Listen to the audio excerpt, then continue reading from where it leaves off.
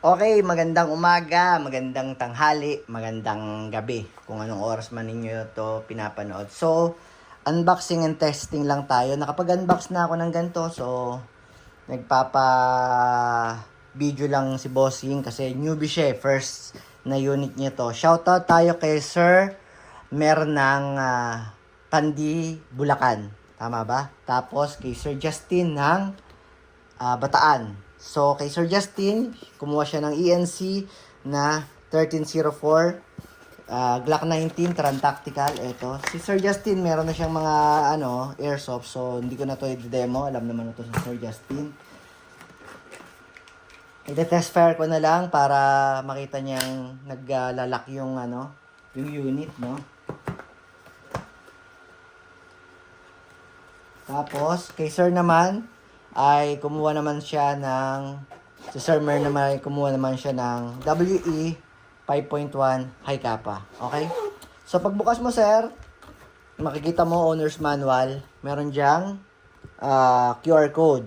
So, wag mo itong itatapon kasi pwede mong iskanin to, mapupunta ka sa site ng WE.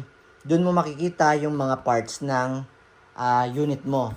O kung in case na may masira, pero hindi, ang alam ko, sa opinion ko sir, hindi, mahirap kang sirain tong WE na to.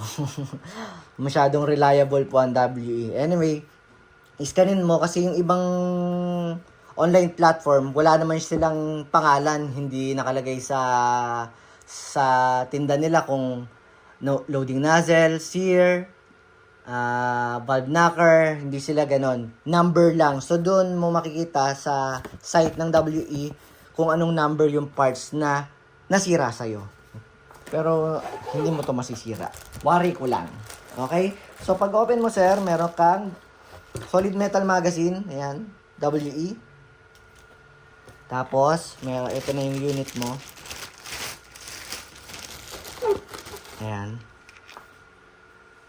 Okay, ayan. So, meron siyang mga serration, no? Kita yung barrel niya. So, merong .45 ACP, automatic pistol, adjustable trigger, iron trigger, for taas-baba, windage and elevation. Para sa kaliwat kanan. Hammer pad protection, meron. Tapos, ano pa ba? Ang hirap ang video. Kailangan ko na ng GoPro eh. Ito kasing mga viewers ko, ayaw mag-subscribe ang mga punyeta para makabili na nga ng GoPro yung tao. O, tapos, 2011 markings. Metal yung slide, metal yung barrel, metal yung lower frame, solid metal. Meron under railings for accessory attachment. Pwede ka maglagay ng flashlight, laser, yan. Tapos, ayan, threaded yung outer barrel. Pwede kang maglagay ng suppressor and tracer. Tapos, polymer yung grip niya. May WE na nakalagay. So, meron siyang ambidextrous na manual safety. Okay. So, working. Baba natin. Okay. Meron din siyang beaver tail safety.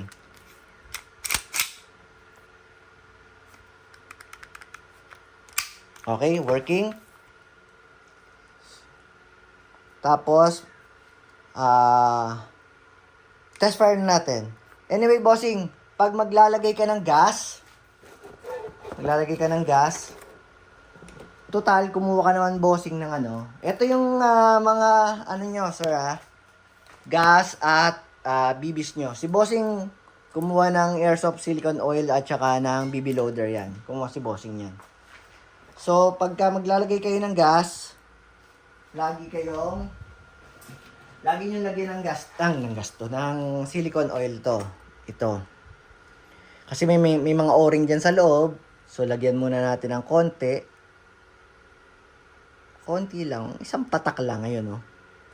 Tapos, dito rin sa outlet niya. Yan. Para pag lumalabas yung hangin, nalulub naman niya yung Ito kasi, so magpapasok ka ng gas dito. Yung nilagay mo ditong silicone oil, papasok siya sa loob. So, malulubricate yung mga o-ring sa loob. Yung nandito naman, kaya nandito naman siya sa labas. Paglabas naman ng hangin niya, malulubricate naman niya yung loading nozzle natin. So, ano yon? Kaya, lalagyan mo siya dito, tsaka lalagyan mo siya dito. Pag maglalagay kayo ng gas, okay? Tapos, pag maglalagay ng gas, bossing, always upside down. Nasa baba dapat ang magazine. Tapos hawakan nyo sa pinakadulo yung lata para hindi nag-wiwigil na ganyan pag sa mas maganda nakaganyan para pag sinalpak mo hindi gagalaw, hindi masisira yung inlet valve natin. Okay? Okay na 'yon. Pumasok na siya. Tapos dami kong kalat. Galing lang sa swimming. Okay, bossing. Tapos maglalagay ka ng ng bibis. Nakikita mo, ito sa magazine mo. Yan, diretso siya dito. Tapos dito, pagdating dito, meron siyang malaking yan, pinakamalaking butas. Kumbaga, hatakin mo to. Huwag mo tong bibitawan, ha. Pag mahahatakan ito, masisipak po tong maglip na ninyo na to. Magkano tong maglip? 350. Oh my God. Hatakin nyo lang. Ayan, wag niyong bibitawan. Tapos doon sa pinaka na yun, doon nyo ilalagay yung yung BB loader natin nga pala. Oh yeah. Ito, bossing, may adapter to pag bago. Ayan, itong adapter na to. Wag niyo na tong gamitin. Kahit ito gagana to. Itong bilog lang na to. May adapter kasi ito. Wag niyo na yung gamitin. Tapos balik tayo sa video. Alright. So, ito, dito. Kada isang press po, kada isang pindot, 4 ang lumalabas. 4, 8. So 8 na yung laman niya nun. Ayan, Ganun lang kabilis yun paggamit ng BB loader natin. So, bossing, lagi nating tandaan, pag natatapos kayong gumamit ng kunyari, ginamit nyo, in-stock nyo, pagka gagamitin nyo ulit, maglagay tayo lagi ng silicone oil sa mga slide, sa mga Alam nyo naman siguro, hindi ko na i-demo, manood na lang kayo ng kasi baka mahirapan pa akong magkalas nito eh. Tatagal lalo yung video. So, kalasin na nga natin. Ito. So, bossing, paglalagay ng oil sa basic maintenance, tapat lang natin to. Kasal lang natin. Tapos meron dong parang, yung maliit na yon. Meron dong nakapa-curve. Tutok lang natin yung parang sungot ng slide catch. Tapos sa likod merong bilog. Itutulak lang natin habang nakatutok to. Ayun! Samantalang yun sa John Wick 4. Punyeta, napahiya ako. Ang tagal matanggal. So, ito.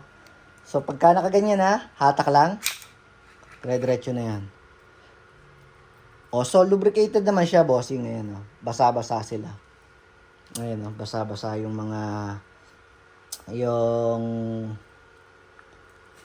puro ko nun. Okay. So ang lagay ng silicone oil dito sa may mga railings na yan. Yan. Patakan mo lang ng tigi-tigi isa, basa pa nga eh. 2, tapos dito, 3, 4, tapos dito,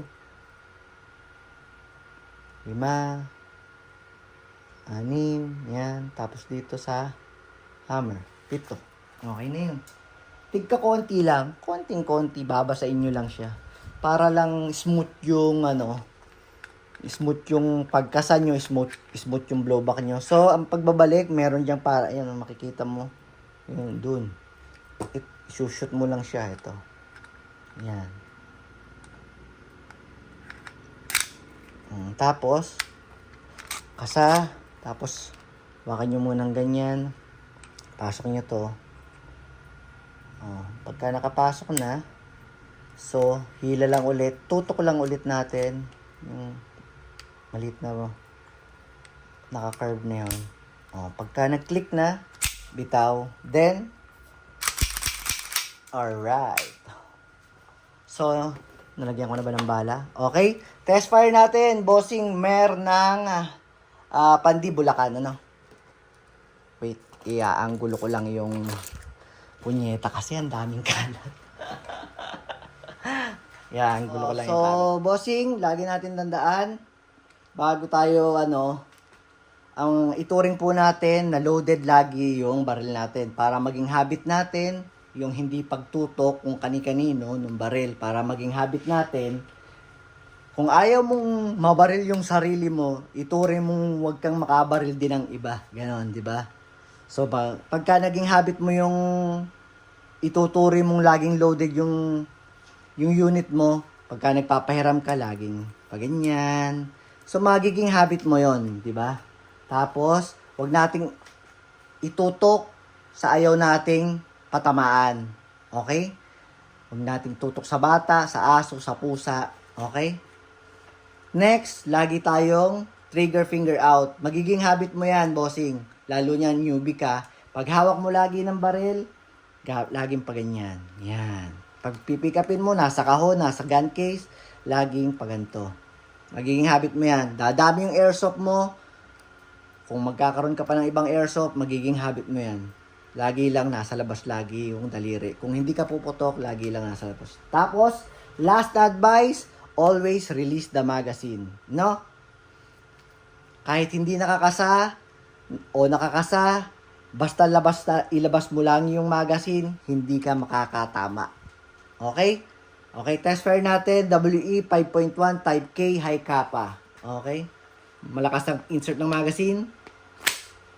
Tapos ang pagkasa nyo, release. Huwag nyong isusunod pang ganun yung kamay nyo. Basta kasa, bitaw. Okay? Firing.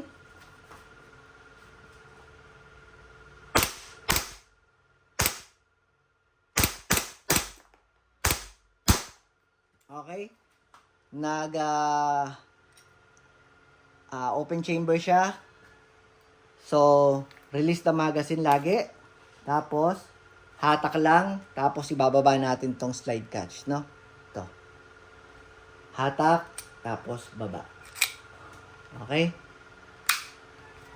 Ayun, sa'yo naman, bossing. Justin. Test fire lang natin, sir. Para alam yung gumagana yung unit. So, isa na lang yung nilagay kong bala. So, kasa, bitaw. Okay, nag-open slide. Working, no? So, release the magazine, then hatak, bitaw. Okay, yun lang. Maraming salamat.